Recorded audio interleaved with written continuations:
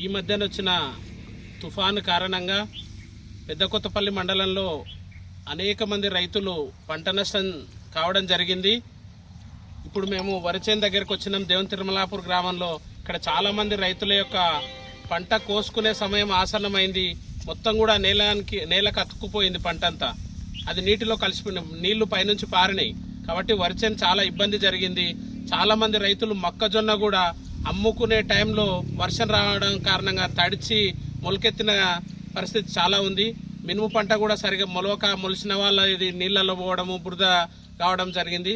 కాబట్టి ఈ పెద్దకొత్తపల్లి మండలంలో ఏదైతే పంట నష్టం జరిగిందో దానిని పర్యవేక్షించి గుర్తించి ఆ రైతులకు తక్షణమే పరిహారం చెల్లించాలని భారతీయ జనతా పార్టీ నుంచి డిమాండ్ చేస్తూ ఉన్నాం.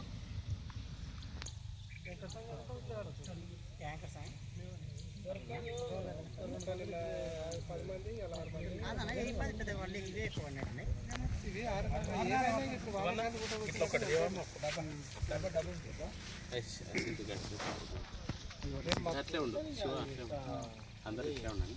ఒక 10 రోజులు